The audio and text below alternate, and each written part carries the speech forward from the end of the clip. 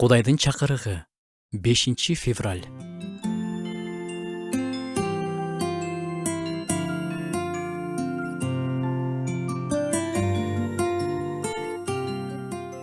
Башталыш китебиндеги санжыраны окусак, кимден ким төрөлдү, канча жашады деп кайра кайталанып отуруп, Энохко келгенде башкача кызык нерсе жазылган. Энох Кудайдын алдында түз жүрдү, анан жок болуп кетти. Анткени аны Кудай алып кетти. Бир эле аят.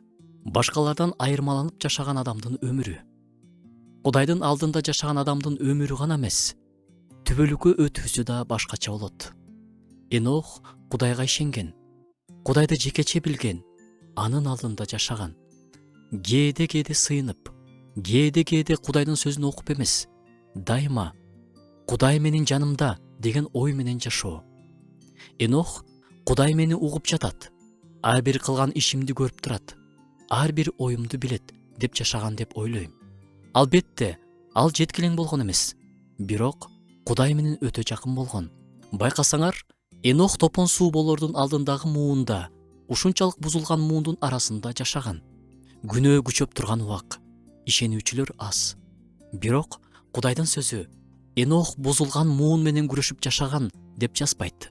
Ал Кудай алдында түз жүргөн деп эле жазат. Күнөө менен күрөш караңгы менен кармаштан башталбайт. Жарык менен жакын жашоодон башталат. Караңгы дүйнөдө да Кудай менен терең байланышта жашаса болот.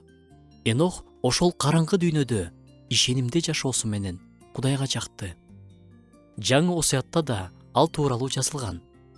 Ишенгендиги үчүн Энох асманга алынды, ал өлгөн жок. Аны таппай калышты. Анткени аны Кудай алып кетти. Алынып кетерден мурун ал Кудайга жаккандыгы жөнүндөгү көлөндүрүүгө ээ болгон эле. Эмнеси менен Кудайга жаккан? Кийинки аятта жазылат. Кудайга ишенимсиз жагууга мүмкүн эмес. Анын ишеними формалдуу, жасалма болгон эмес.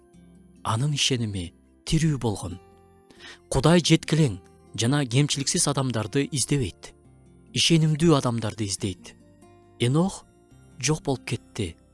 Баары өлөт. Бирок Энох менен андай болгон жок. Ал өлүмдөн качып кеткен жок. Аны жеңип чыкты. Ал ишенимдүүлүк менен ушунча жыл Кудайдын алдында жүргөндүктөн Кудай ага бүгүн сен мени менен үйүңө барасың деди. Кандай керемет.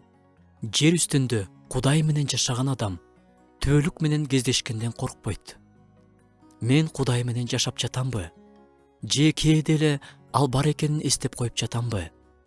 Кудай менен жолугушар күнүм кандай болот болду экен?